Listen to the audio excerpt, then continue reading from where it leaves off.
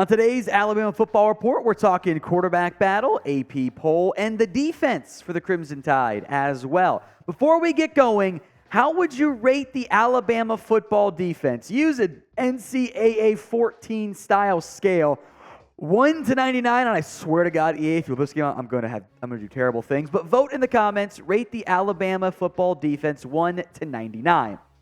It's a shame I'm not playing NCAA 23 this year. Anyway.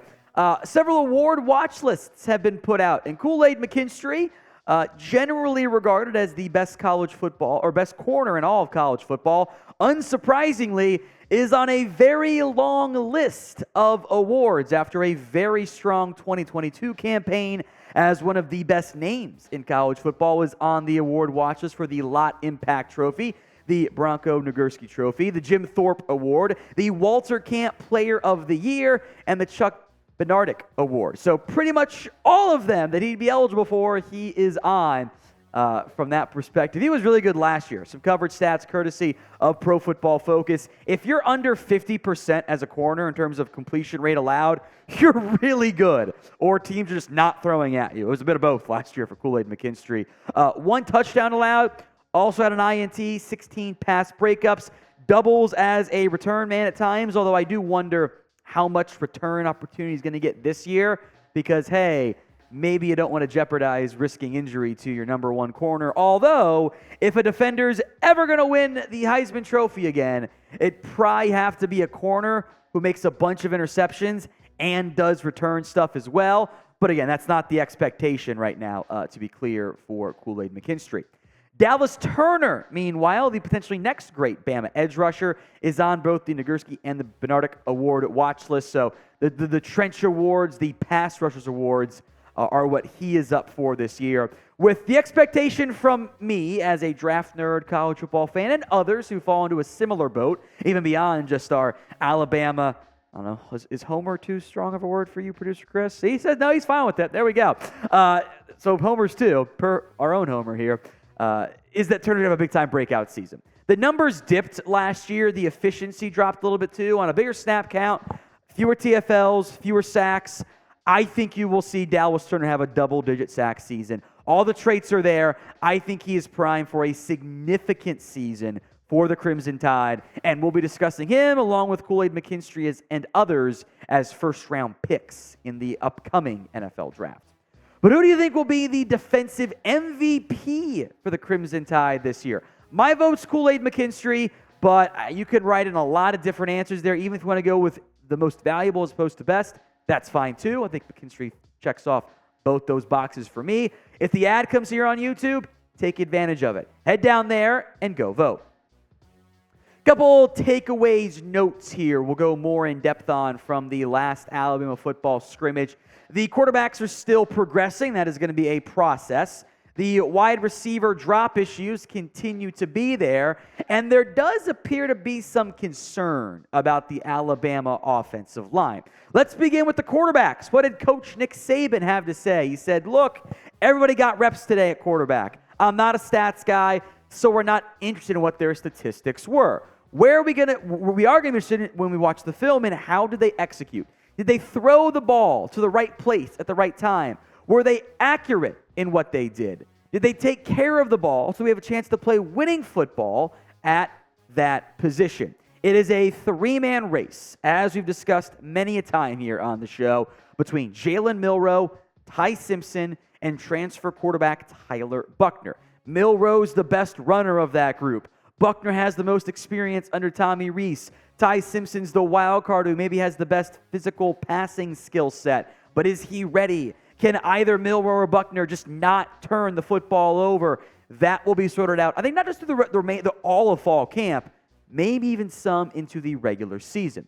Despite the quarterback uncertainty, the Crimson Tide are among the betting favorites when it comes to this year's national championship. And you can bet on Alabama and do it all season long with our sportsbook partner. That is BetUS. Head over to chatsports.com/TideBet and use promo code TIDE125 to get yourself that 125% deposit bonus.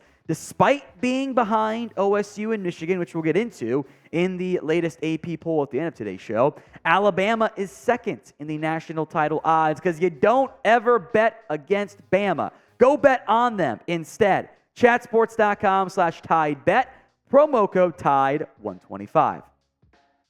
Let's move on now to the wide receiver situation. Nick Saban said, I think we had some guys make really good catches. I think the quarterbacks made some good catches or some really good throws at times. But what is the level of consistency? If you're a receiver, why do they call you a receiver? You're supposed to be able to catch the ball, right? I mean, that's what receiver means. So you should never drop a ball, and that's something we've got to stay focused on. I believe Nick Saban subscribes to my concept. If it hits your hands, you should catch it. And drops plagued Bama last season. There is talent, playmaking ability with a variety of these receivers. Our killer bees, Benson, Bond, etc. There's Burton, and Brooks. There's talent at the wide receiver room, but they have to perform. They have to find ways to catch the damn football, or else it's going to be an issue. We saw Bond drop some balls in scrimmage. Does that mean maybe a Kendrick Law gets more of a chance? But then Bama posts him making a great catch, which is awesome, a diving catch, mind you. You need consistency, though. The great highlight reel plays are awesome, but if you make the diving catch, you get yourself to the 30-yard line, and then on 3rd and 10 from the 30, you drop it, it kind of cancels it out there. So you need the consistency at receiver. I don't think we saw that last year. Needs to happen this year with the uncertainty at quarterback. So be honest with me here, folks. Don't sugarcoat it. No homerism, producer Chris. Grade the Alabama wide receiver group. A, B, C, D, or F. Get those grades in for me in the comment section. All right, the offensive line room. And this is something that Saban's evaluated and very publicly has said, depth is a concern. J.C. Latham is locked and loaded at one spot. Tyler Buchner, I think, could play tackle. There's been some clips of Booker out there, or maybe photos out there getting some tackle work because Caden Proctor is probably one option for you. Other depth guys, non-starters you'd be comfortable playing. Dalcourt and Proctor, right?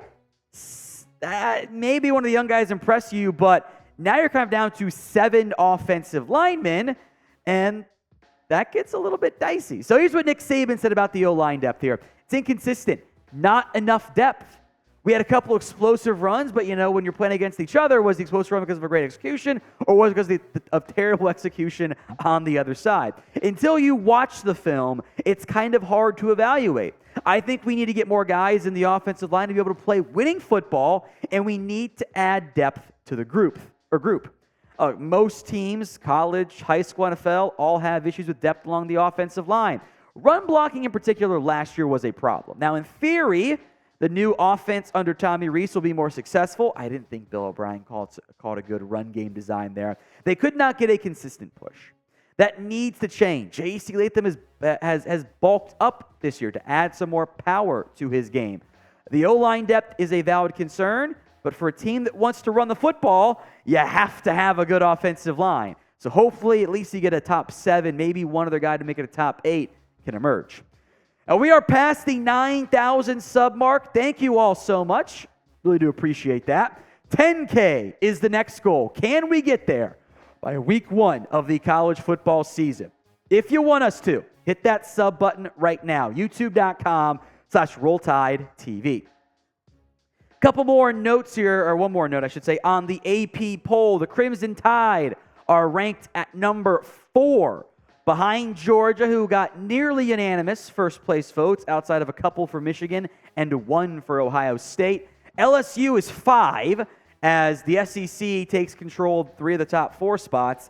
The future Big Ten and SEC would have all of the top 7, by the way, which is pretty funny. Then FSU, Clemson, and Washington round out the top 10. USC, Penn State at number 6 and at number 7.